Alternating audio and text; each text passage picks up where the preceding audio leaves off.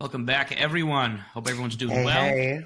Apparently, my exposure is a little bit high, so we're going to have to go ahead and lower that exposure. Hold on, quick. your exposure's a little bit high, and I'm just a little bit high. My exposure is too high. Just high it's on on mine. auto right now. Maybe I should turn that off auto. Um, No, I'm going to set that. know. I'm going to leave that on auto.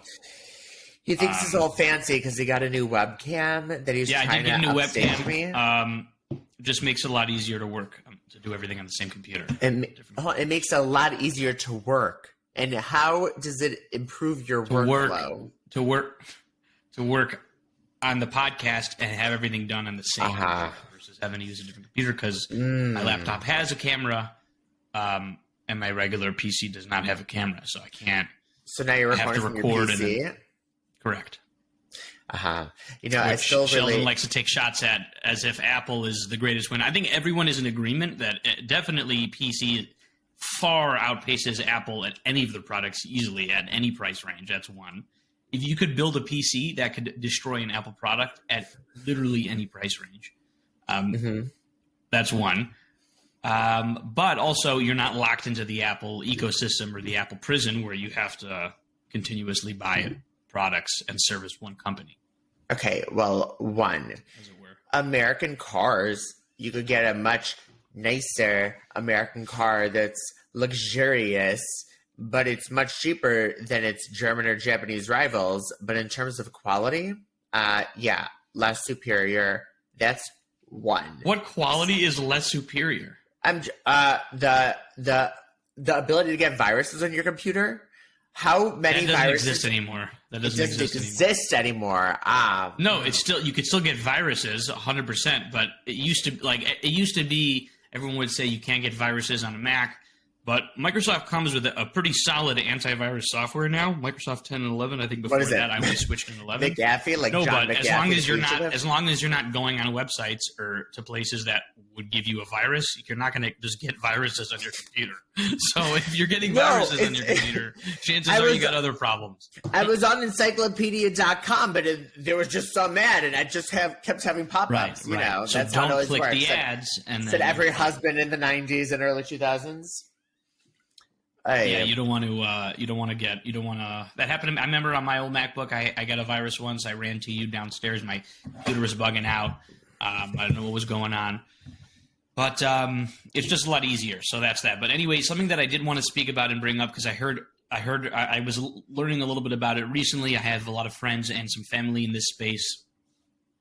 And it is pretty interesting. So obviously with the rise of crypto over the last decade, really, explosion of crypto. Obviously, there's been a bit of a decline over the last year. So the NFT space, kind of popped up fairly quickly. It exploded fairly quickly, and then along with the crypto dip, or maybe a little bit before even, it tanked a lot. But there still is a marketplace, and there still are NFTs. But I think the reason that in the public eye, and this is where I'm getting to, in the public eye, NFTs are approached with a little bit of hesitancy, is because there have been so many scams and NFT scams perpetrated by social media influencers and YouTubers or celebrities or whoever it is. There's been so much bad surrounding crypto in the public eye that everyone's just super nervous. And, there's one of the biggest content creators or streamers, rather, of games is Dr. Disrespect. He's like a character he puts on, I think his real name is Guy, his first name is Guy. I think his last name is Beam. Maybe. Anyways, he's like one of the largest. Guy Beam. Yeah, I'm almost positive. That's his real name. Okay. Yeah. I'm almost positive. No, I'm just laughing because it sounds like I just want to make sure. Name. Yeah, Guy. Well, Herschel. He goes by Guy. I was just gonna say, if his name is Guy, is he Israeli? No, he goes by Herschel, and his last name is Beam. Beahm. I wonder if his parents are Israeli with the first name Guy. I don't think so. Herschel Guy Beam the Fifth. I don't think so. Anyways, so he is working on a new game for the last few years called Dead Drop, where it's kind of like a battle royale type of game, like Fortnite, which I don't play. But the main catch of the game is that there's digital loot like NFTs in game that you can claim, and if you extracted them, you could then go and sell them on the blockchain. This sounds like Logan Paul's scam. So, right. Crypto's NFT in itself is a scam. I never understood it. I've told you that from the beginning. To me, I understand it. I know, and you've always said that. But to me, it's like a non-fungible token. It's like, okay, you could literally go online and find any picture, but it's like, oh, but I'm the owner of that picture. Okay, great. Good for you. I think it's like a part of our society figuring out this new, modern, very futuristic day and age that we're living in, where technology has evolved so dramatically that we're trying to envision a next stage of what's going to be. Like right now, Web3, it's like, the biggest buzzword right now all around high tech. Right. It's like we're trying to figure out what the next level is, because things like the iPhone and everything like that were so, like, it wasn't an evolution, it was a revolution. It changed everything, things that we couldn't imagine. And now it's like, with new phones that are coming every year, it's like they're not, they're upgrading the camera. It's like, ooh, our display is better. It's like, but there's nothing that's like, oh my God, like that is mind blowing, which is why they're experimenting with foldables. I feel like NFT is another area where we're just trying to explore, like, is this something that is tangible, even though it's, non-fungible, right? But is this something that is going to be the future? That I feel like there's a bit of a social experiment in it from whoever. And I feel like it started off big until people realized there's not much into it, which is why it's failing. And I feel like, yes, it's part of the whole cryptocurrency world, but it also seems kind of separate from it. Like there is a different path about it. Right. And even within NFTs themselves, I feel like there's a lot of practical use, future use in terms of contracts and digital receipts and things like that. But in terms of what we're talking about is more like the art and the creative aspect of NFTs, which really I think boils down to the way that a friend of mine had explained it to me way back was like, when we were growing up, when we were kids, people of this generation, kids of this generation, okay, who are growing up now, won't understand the value of owning a first edition comic book. Yeah. What's so special about owning a first edition comic book? There are millions of other people who have the same exact comic book, but there is a value we know. Right? Like, why don't you just download it on your Kindle? Okay, so the question then is, that can be translated, or can that not be translated into NFTs where, yes, anyone could get the picture, but you have the first edition digital download of that picture? No, because I mean, personally, I believe like even if Gen Z doesn't see that first edition as something, I think eventually it is going to have a turnaround. I think that like even for me, I remember back in the days, like, when like I remember when the iPads just first came out, way to age myself and everything. But like I remember when all this was so new and everything like that, and we started using iTunes, and I used to start buying music off of that. But it's a different feeling when you own a physical CD as opposed to when you have a digital download on your computer. Kind of like, having a Kindle where you don't have to schlep a bunch of books and all that. It's like you have it all on your thing, but there still is a difference between owning a physical book and having a Kindle. And on top of that, with Kindle specifically, you don't have full rights to that book. Technically, you've leased it from Amazon, so you can't even do whatever you want with that book. So it's not, you don't even have those same rights. And I feel like with the NFTs, it's like you don't have something physical, and as much as we're living in a very digital world, and it's only going to get more like that, and they're thinking VR is going to be big, which they thought VR was going to be big back in the day, and I'm sure VR and AR are going to be a huge deal, but I don't know if it's going to be like everyone's going to be using it. No, it's definitely, we're very, very, very far away from what VR could be, I think, but there are a lot of companies, Facebook, especially Meta, is trying to push that really fast.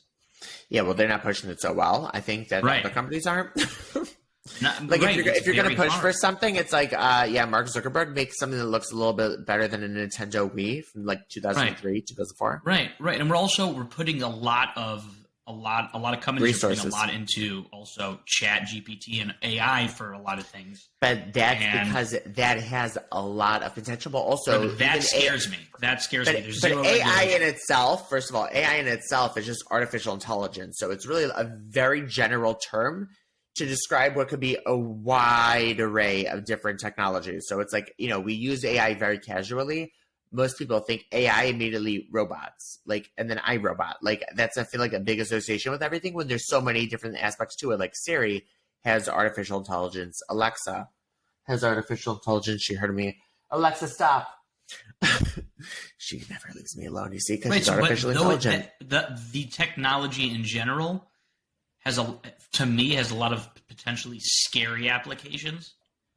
Yeah, I think it needs to be 100%. regulated. For example, Elon Musk has said, and he keeps saying this, and he's been warning people for years. He said he met with Obama about this. I think I mentioned this in the previous episode, that there are dangers of AI, and it's not really being regulated as of yet, and we're kind of getting a feel of it now, but there has to be, just right off the bat, when you want to give a program, for example, like ChatGPT, human-like sort of tone, the way that it responds to you or the way that it gives you information or communicates, there's going to have to be a certain, I don't know, I feel like you're going to have to be pulling from somewhere to give it that. And it's going to be, meaning there's no way to keep it nonpartisan or non-biased or completely neutral.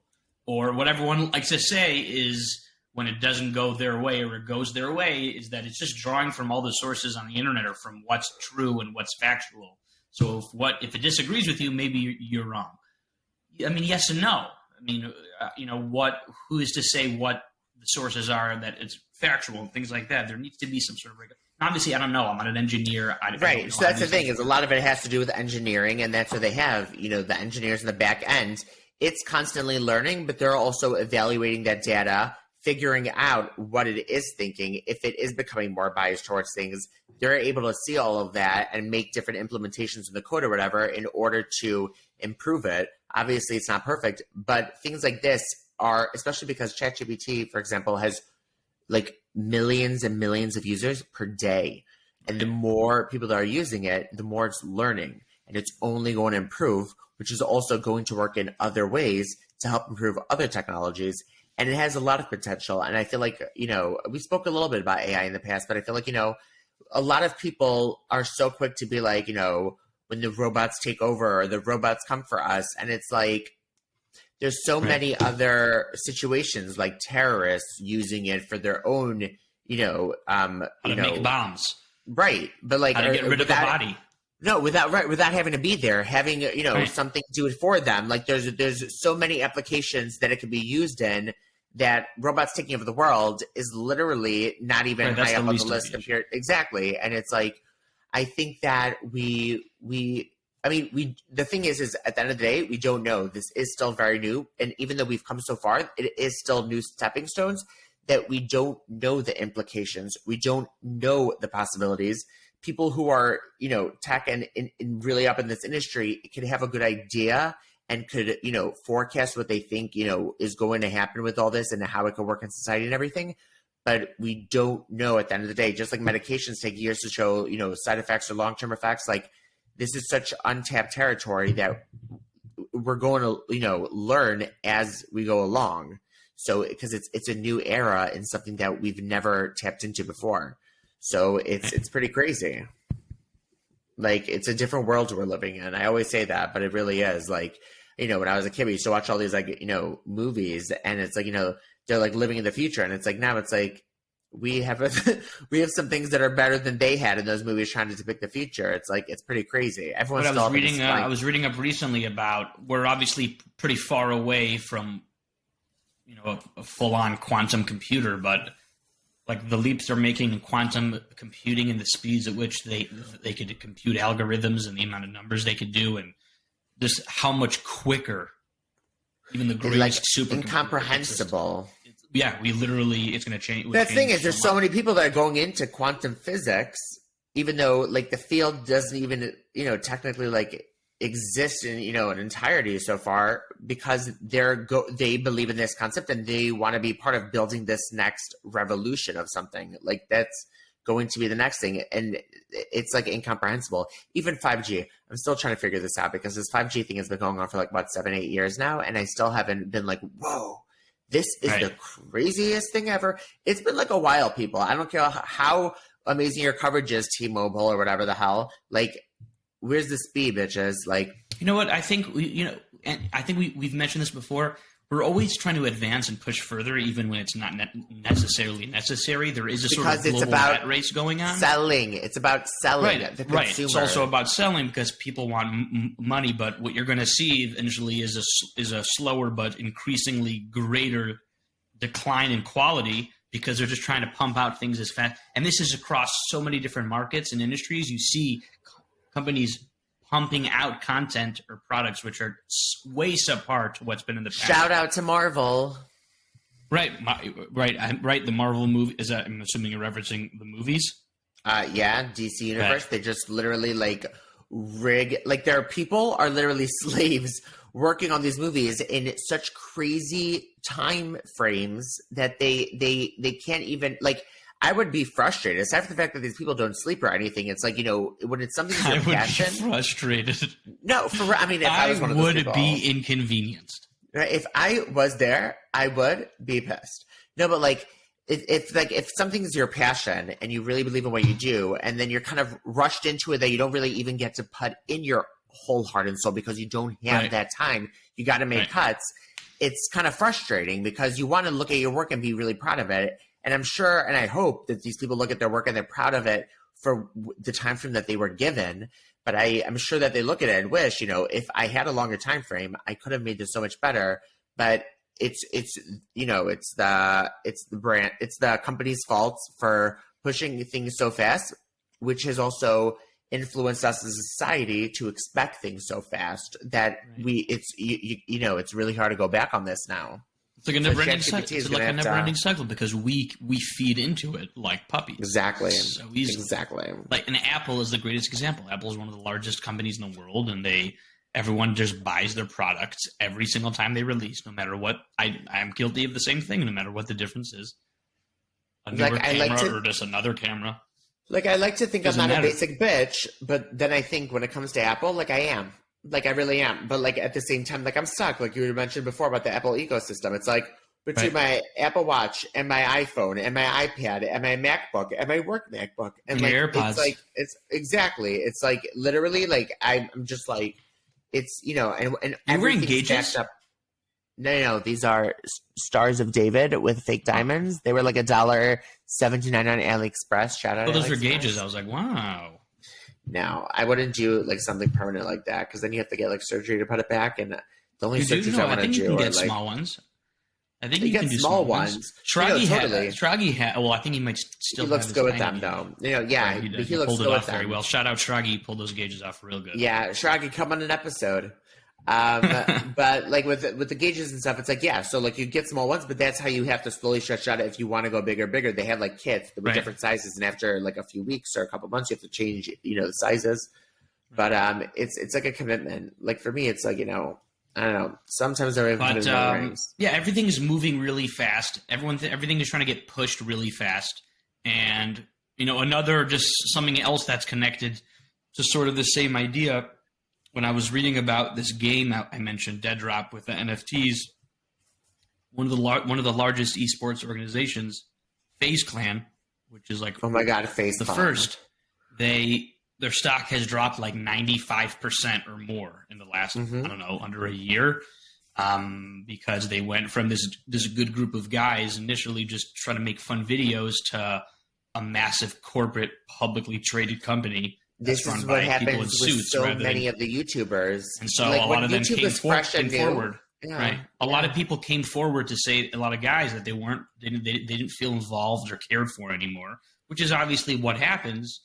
But some guys who were the founders kept going up to the top and getting paid ridiculous amounts of money. And the guys who were part of making the content are kind of just like, they're part of it, but they're not really. And, you know, they have to make content, but they're not really getting paid for the content that they're making. And it's like, you know, it's just about pumping out as much as you can. And you see this in other games where they're trying to charge kids thousands of dollars in microtransactions, which are technically like NFTs when you're buying a digital product. And YouTubers act as though they just stumbled upon this website because they don't want to make it seem like they're sponsored. It's like, oh my god, I found this amazing website, and oh my god, you guys.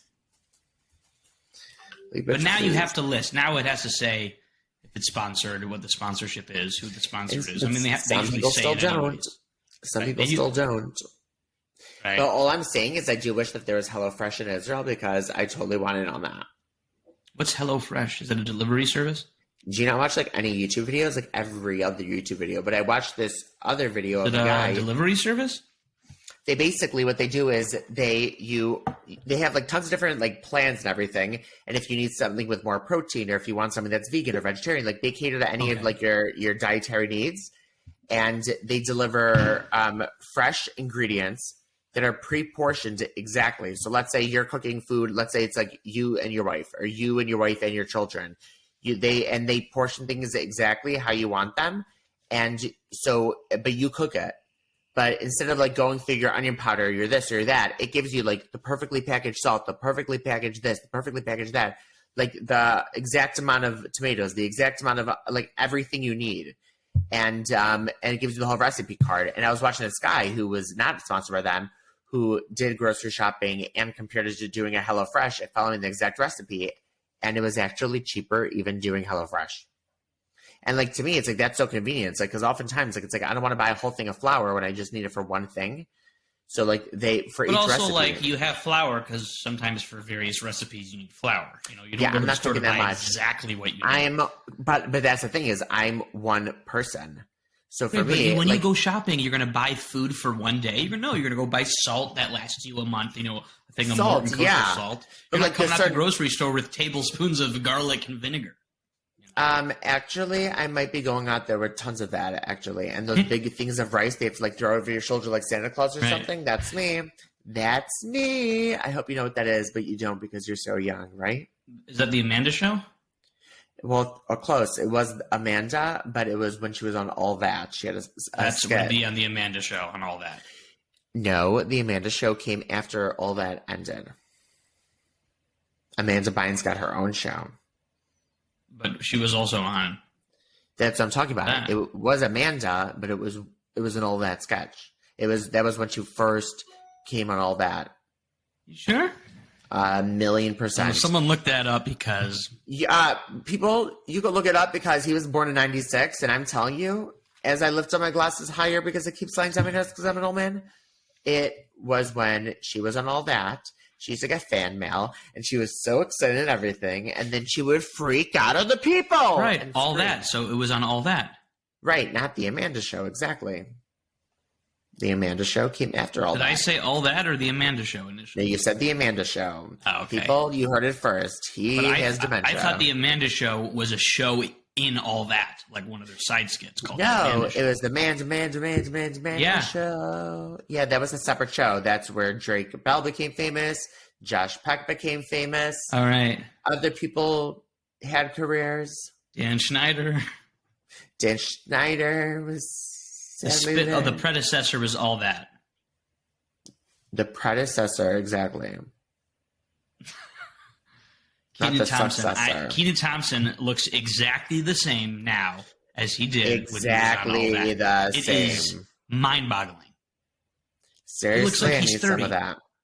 You know what? Like, whatever make any you're taking, sense. give it to me. Give it to me. Right. I get, It's like, wild. Beyond. But it's funny because among a lot of these, like we were saying before with NFTs, among a lot of the scams that have been going on, which have made people hesitant, you had this whole It's all a situation scam. with SVB where people just started pulling their money out, and then you had this collapse, and then the federal government obviously had to come in with a bailout that apparently isn't coming from tax money, but a lot of people still aren't too happy about. But at the end of the day, they kind of have to prevent a crash. So like that whole situation just makes people more uneasy, you know?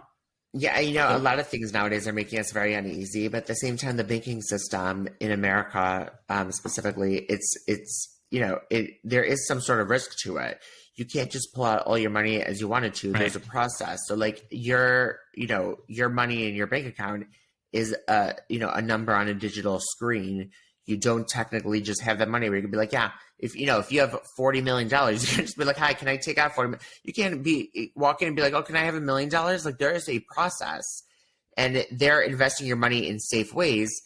But the problem is like something like SVB, it is a little different like it was with like Lehman Brothers. Obviously, I'm not in finance. I don't know all the technicalities of it, but from what I'm understanding from everything I'm reading, it is a different type of situation where it seems like there were certain they were very advanced in terms of a banking system, and it was an amazing bank for startups. A lot of banks in Silicon Valley use them. Like it was like a lot of my friends who work in for big tech or marketing companies, they all had accounts. All big tech. It was like everyone had it. Like Silicon Valley Bank. I think it was like the 16th largest bank in America or something.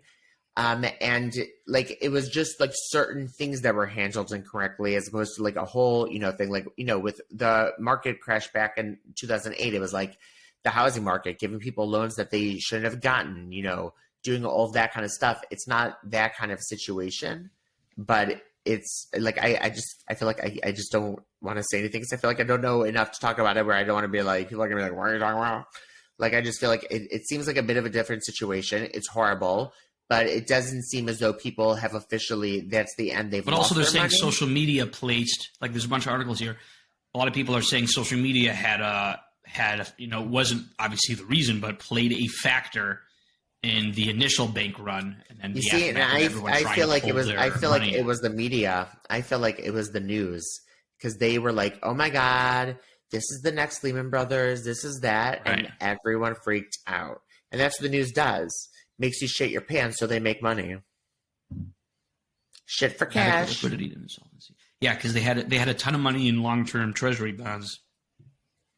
And so they have the money. That's the thing. So they have the money. Unrealized losses in excess of $15 billion for securities held to maturity in early March of 2023. So that's the thing. It's not that they don't have the money and they're bankrupt and that's it. It's the fact that the money's tied up, so they can't deliver on the people who are trying to make withdrawals. So that's why it collapsed. But there's also poor risk management.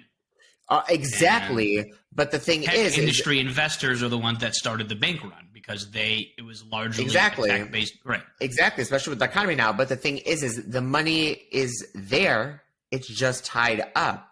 So it's crazy and they can't do anything about it. So they don't have it, but they have it. So it's like, Right. I also think FDIC needs to be increased. $250,000 is not enough insurance for people that have $20, $30, $40 million accounts. Insuring someone for $250,000 when you have a $10 million account is literally a slap in the face. But for the average American, a $250,000 guarantee is pretty amazing because a lot of people don't have that in their account. So for the big guys, yeah. But I'm saying people should be able to trust in banks. I mean, aren't we supposed to? Isn't that the goal? Don't we want to? We would hope so, but they're also privately owned banks. Right, exactly. Like privately owned insurance companies in America. But you're screwed without it. Right. It's like it's a joke. You need them. Right. You don't have a choice, but it's also private. And it's funny. I remember, I don't know if this is the same thing. I remember I was speaking to my accountant last year. You just aged yourself. I was speaking to my accountant as I was smoking a cigar. But there's no one that smokes a cigar and relaxes while talking to their accountant. If anything, you're sweating. All the time. Totally, by the way. But I asked him, I was like, when you're 18 years old and you got to pay taxes by yourself for the first time, you have no idea what the hell you're doing. And if you mess up, it's not like I wasn't prepared for that in high school or anything. So they don't really care if you mess up; it's your responsibility. So I asked him, that's why there are accountants and he said, I asked him why they make it so difficult, and he's like, probably so that accountants can't exist and they could have jobs and do it for you. 1,000%. Absolutely. Like why do they just make it as difficult as possible to just pay your taxes? It's ridiculous. It should be really simple. So many companies, they claim they could get, you more money back. Why is it that kind of situation? It should be pretty straight up front. This is how much money I make. What do I owe you? And what am I getting? The end, it should be across the board. Because I think what that a lot of times will be is certain people will try to write off more things when maybe you really shouldn't write that off. Was that really a business expense? Was that vacation to Cabo for 3 days really part of the business trip, Because you could just pack a bunch of money out. So, not that I'm a finance person, like I mentioned, but, shout out to the IRS. Maybe you should, get ChatGPT to, deal with that shit. And then this way, it will make it easier. Automate the You're whole welcome. process. You are welcome. Yeah, that sounds safe. Let's just give all of our IRS information, our social security, bank account information, just straight to a robot that will ditch it out to anyone. Yeah, the joke of it all though is that like we literally do that every day online. But like Right, so whenever we what's go crazy- shopping, like everything. So what's crazy? This is a great segue. I love segues. There's a phenomenal YouTube channel called Veritasium. Oh yeah, I like them. I like He them. came out with a channel. I think it was sponsored by Google. He came out with a video. I think it was yesterday or the other day where he was talking about people, hackers, and organizations are stealing encrypted messages and information that can't be open now for the purpose of holding it for 5-10 years, where they believe will have the ability to crack encrypted codes, and then the information will still retain some of its value, which is wild. And that is where quantum computing comes in, because when basically all we do is every person has like two massive numbers that are multiplied, and then when that person sends an encrypted message, it goes to someone else, and then it'll decode that. All those symbols will decode all the numbers that whatever it is. With a quantum computer, I don't fully understand the whole. Wait, you have to you're not a decrypt quantum a jumble physicist? of letters. You don't have to be a quantum physicist. This is quantum computing. It's a little bit different. Anyways, the idea of quantum computing is that you could run way more numbers, like a ridiculously greater amount of numbers, to decrypt that message in a fraction of the time it would take a supercomputer. Supercomputers can take forever. That's the fear. So that's why America, I think there's already a law, he said, that they passed or they're trying to get passed now, or they did pass, to put more money into research to develop other methods of encryption that are quantum safe, that we wouldn't have to worry, because there's so much information out there now from all of us that's encrypted, but in 10 years, and a lot of it might be obsolete then, but a lot of it might not be. You know, people might still have things they don't, the same things now in 10 years, and they don't want those in the hands of some random guy. Like all the people twerking on TikTok, sending out like all their information as they're dancing, and that's what they're trying to ban it like it's everywhere. It's just crazy. Imagine you wake up in 10 years and your bank account is just cleared out because some guy 10 years back, got an encrypted message he sent. Well, I guess cousin. that will just increase the profits for OnlyFans, and they'll be making more money. So you got to shift avenues. It's so crazy. It's really The world really, we're living in. I feel like what you said in the beginning is really, really good. It kind of captures how I feel. Also, that so much is happening and going on, and like a lot of it is a learning process for all of us as a civilization. Sort of like figure out what works, what doesn't. How should we utilize this? How should we not? Should we implement this? Do we really need this in our daily lives? Do we not? Because there's so much overwhelming us. Right. A few generations ahead, they're going to be reading in a history book about the mistakes that we made with, technologies that we're developing. Like, it's going to be like that for sure. That's how things work, is you learn from mistakes, and shit happens. Like, one of my favorite shows is Air Crash Investigation. And like, people are like, how do you watch that show? Like, I'll watch it like literally before a flight. Like, but for me, it's like, these things are horrible. I think I've spoken about this before. I love it, guys. Okay. There's horrible things that these parents go through and the families go through, and it's like, things are horrible, and there's really, no way to make things any better. But whatever could be taken out from it is how much we've learned about aviation and how airplanes work and aerodynamics and airflow and all these different things, that things have only gotten so much better because of these horrible tragedies. Right. So unfortunately, it's going to be like that with this, in my opinion. Like, that's how I feel like it's going to happen. It's not going to be a plane crashing into the earth, but it could be a robotic plane crashing. I got too soon because it hasn't happened yet. Right. It's like when the Waymo car, the Volvo thing with Google, I think it was actually. But they're all like autonomous vehicle? Yeah, the one that crashed into the person who was crossing the street like late at night, and they couldn't figure out why it didn't see her and all that kind of stuff. Like, that made people very hesitant about autonomous driving. It's funny that you say that, because one of my neighbors just told me, not my immediate neighbor, so I'm not trying to dox anyone, told me that he one time fell asleep while he was driving a Tesla in like a residential area.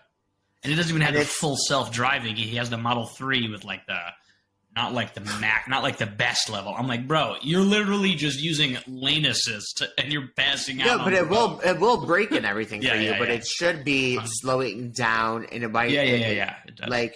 Like with Dad's car, like if your eyes are closed in something, it will like slowly slow down and blink at you and all that kind of stuff.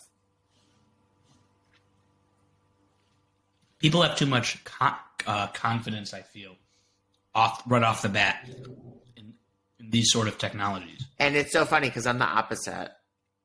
I've used it before. Like I've been in, a Tesla, and I've been in my sister's Volvo, and it has, ProPilot in the Tesla with its autopilot, and it's like it's very cool.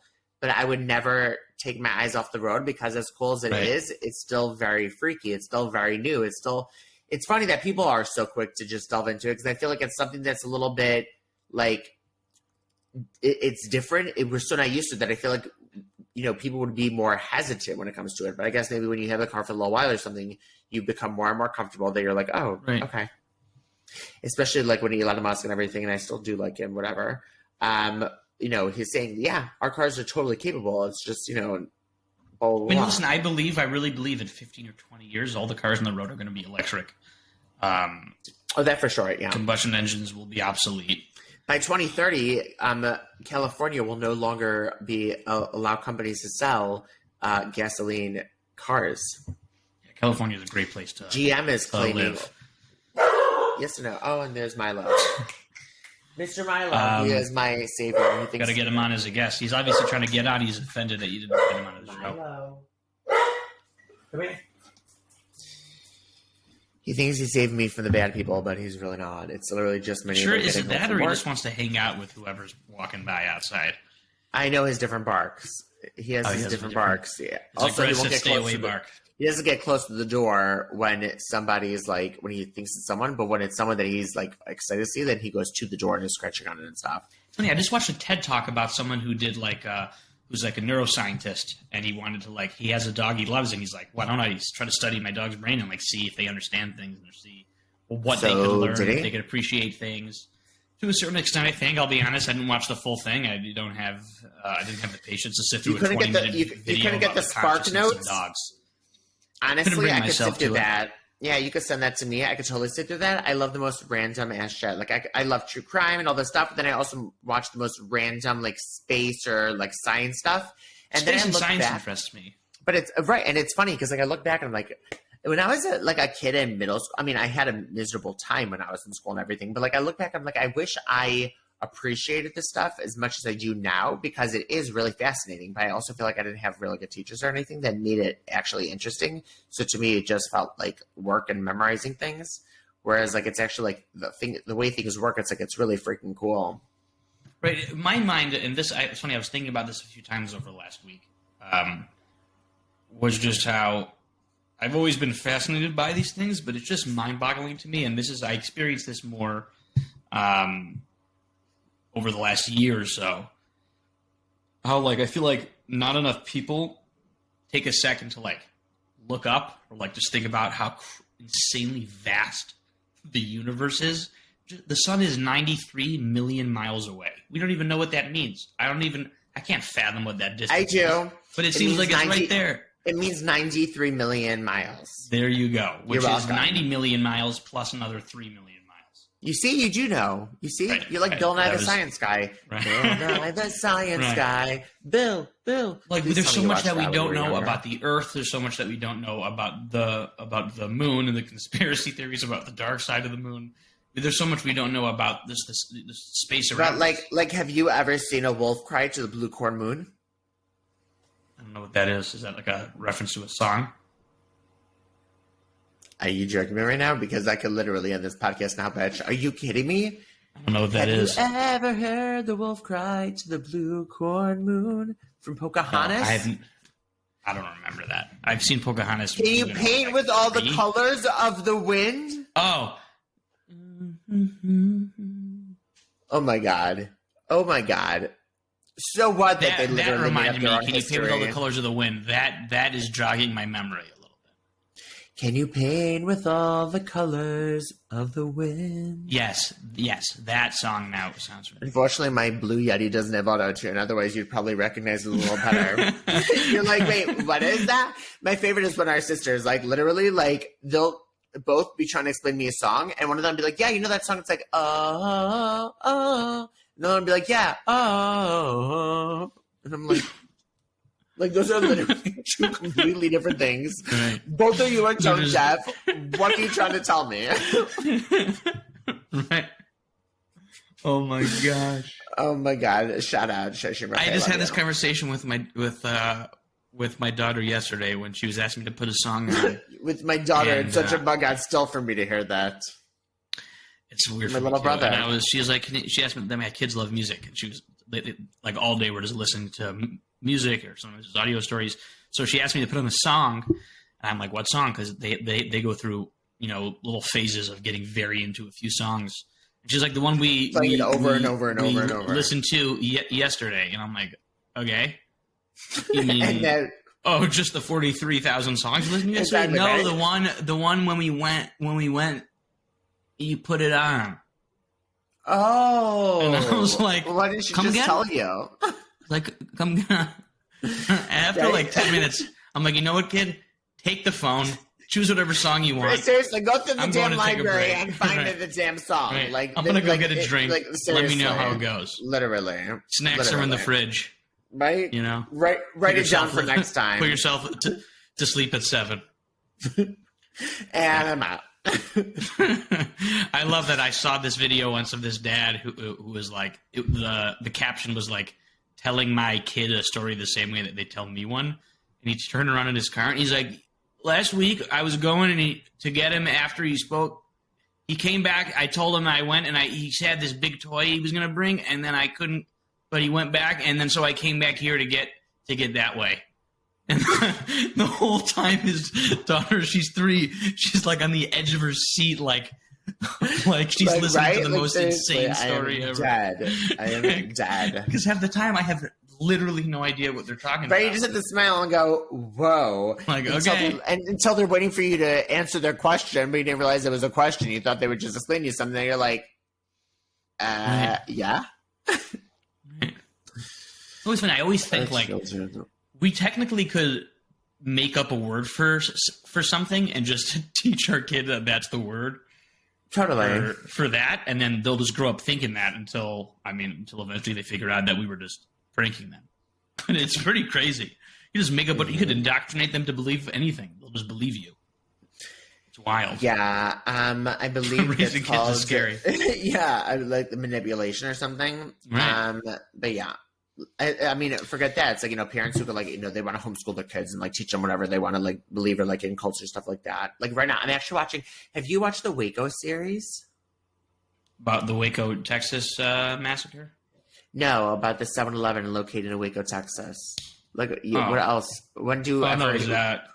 When you hear of Waco, I thought do you you think were of actually anything talking else? about a 7-Eleven in Waco, Texas. I wouldn't be Oh, surprised. Jesus. Show No. about that. But shout out to 7-Eleven because they just put up the signs up in my office building and also down my block of 7-Eleven. And they also transliterate it into Hebrew as 7-Eleven in Hebrew letters. No, they Literally didn't. kills me. Yeah, I How do they have spell to it? take a picture. Like, literally, like, it's like Samach Vat Yud Nun. And then, like, 11 is like That's so funny. it's like 11, like Yud Lamed Vav Nun Sofit. It's like hysterical. That's so funny. Yeah, I love but- that how when they would like Lincoln Street is Lincoln. Oh my god, I work on Lincoln. Lincoln S3. Right? Yeah, because that's where I work. Right, I remember I had a friend that lived on Lincoln. Lincoln. Yeah, I know, right? Because they don't realize it's Lincoln. silent. No, that's what it is, Lincoln. It's better than Lincoln. Lincoln, Chai Vesta. I don't know. It sounds like some sort of commercial for medication. Yeah, kids are great. It's just it's funny because like with anyone else when they're not up to par at like functioning capacity, we don't have patience. When it comes to like our own kids in so many different areas, they're just like trying to figure it out, but they can't. We just love As them. adults, and, we're also kind of like you that. know? Let's be real. Right. it's so cute, and like to when you see that with your kids though, when they just have like no idea how to like exist, and they're just trying to like figure out how to be a person in the world, and like you know what? Things. Me and your kids have a lot in common. Right? I'm still trying to figure all that shit out. we spend our whole lives trying to figure it out, right? Exactly. It's like, when you're a kid, you think adults don't understand you, but you assume that they know everything. And then when you're an adult, you're like, oh my God, you're really just a grown-up kid trying to like, pretend like you have your shit together and, go I've heard of one of my kids say before. One of them asked me how I knew, and the other one said, because he's a Tati, he knows everything. And I was like, no, I don't know everything. Hashtag Tati. I was like, first of all, yes, I do know everything. Second of all, don't ask me how I know. First of all, but you can't help yourself. It's not your fault that you know everything. Now my son will ask me, my oldest son will ask me how I know things, or will ask me the reason or why of things. I explain it, and then he goes, "Oh, I know that. You didn't even need to tell me. Don't ask me, bro. Right, don't ask me, bro. Well, give me a shout out at least. Tell him to get ChatGPT. Right. Just go on a tablet, look up ChatGPT, get all your answers there. That's the thing also, is what if kids go on ChatGPT to ask questions that they're too afraid to ask their parents, like what is sex when they're a really young age, when they hear it at school? Another issue, right. Oh, but you know what? Hold on. You do need to log in with an account with like Google or something. Like you can't just go on it. That's right, true. because a 6-year-old kid, a 7-year-old kid nowadays can't figure out how to make an email address on Google and make their birthday 1990 or whatever the year you need to be is 2004. 1990, Akiva, you can literally be like 2010 these days. 2000, like what are we? 2023. That's 13 years. Kill me. Kill me. 2003. 2010. 2010. You're 13. You can use all those things. Wait, how old? No. Oh, because I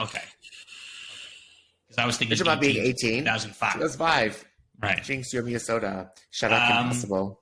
But with ChatGPT also in this AI, someone has come out with this program that's supposed to be like a ChatGPT for like Jewish law, halacha, and it's like a rabbi, and it pulls. Yeah, it's just gonna be like, no, halacha. you can't do that.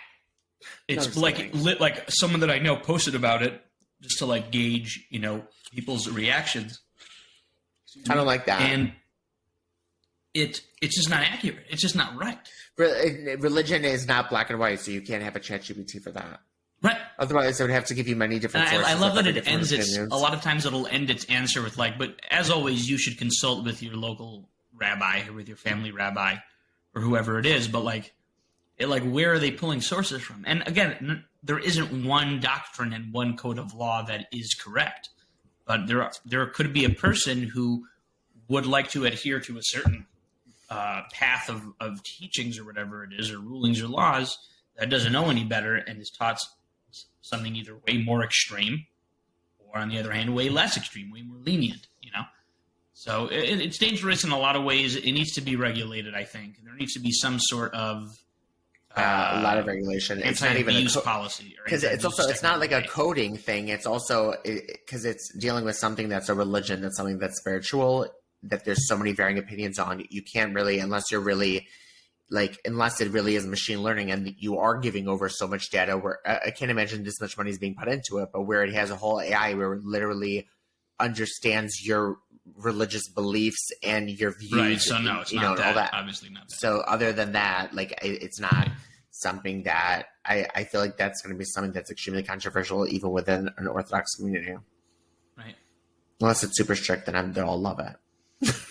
Listen, it's like you said, it's a learning time, and I would urge everyone. There is a book, and if you don't want to watch the book, go watch a video about it. If you don't want to watch the book, if you don't want to read the book, you can watch a video about it. Yeah, guys, if you don't want to watch the book, then you could just read the movie. There's an incredible book called "The Fourth Turning: An American Prophecy." You can get it on Amazon. This book if was I written saw in the that 90s. in the bookstore, I wouldn't have even I would have walked past it without even realizing what the title was. Okay, so then you should watch the video. You know who Casey Neistat is. So his brother. I know Casey Anthony. His brother, Van Neistat, his older brother, who he started out with, also has a YouTube channel, and he's an incredible editor and filmmaker. I love the way he makes his videos. Better editing edit. is super unique. He has a video called The Fourth Turning, and he described this book as being like a mind blower. Like there are books that he likes, and then there's books that is just a mind blower. And basically what this book does is based on the cycles of history over hundreds of years, predicts what's going to be the future of America. And he basically divides history into 80-year blocks, and each of those 80-year blocks is divided into 4 20-year sections. And the beginning of each 80-year block always starts with the end of a war. So we're at the end of an 80-year block, which began after World War II. And we're approaching the very end of our 80-year Russia block, is already destroying Ukraine. Right, which is the most difficult of them. So the predictions he makes are crazy. Not only that, he goes into detail about the individuals who will be born or rise to fame or leadership during those times and how they'll change and advance the world. And it's crazy how accurate it is with Elon Musk and Bill Gates and Did he know about Jeff the Bezos. Kardashians? No, but it's really, really, it's a mind blower. So I recommend everyone get the book, read it. Yeah, The Fourth I'll see if Turning, they have it An on American Audible Prophecy. or something. If they don't have it on Audible, if you want to watch a video about it, I suggest you should watch Van Neistat's video. That's VAN. And for a free 30-day Neistat. trial on Audible, go to audible.com/allbrucked for your. I'm We don't have totally that. kidding. We're not. But sponsored. Audible, hit us up, you bitches. We would love to Audible that. If anyone wants to. But yes, the video is called "We Are in a Fourth Turning." What does that mean? You should check it out. It's a mind blower. It's a mind blower. And with that being said, we'll catch everyone. God willing. Yeah. Also, hold on. You should be sponsored by whatever go this ahead. book is you're promoting. No, I just happen You're like, to. it's a mind I blower. love these It's types of amazing. books. In I stores love now. these types of things. I love mind blowers. That's why I loved also the channel Vsauce. There's mind blowers. Anyways, Love Vsauce. with that being said, hopefully, God willing, we'll catch everyone next week. I'm actually going to be in Chicago for the weekend, but I should be back in time to film next Tuesday. Ooh, safe And travels. very close friend's wedding. Thank you very much. Risotto. And, thank you. And we'll catch everyone next week. Hopefully, maybe, potentially, next time. with a new guest on the show. We shall see. To be We shall. announced, decided. Catch everyone Catch you later. on the Have a next good one. one. Bye-bye. Bye.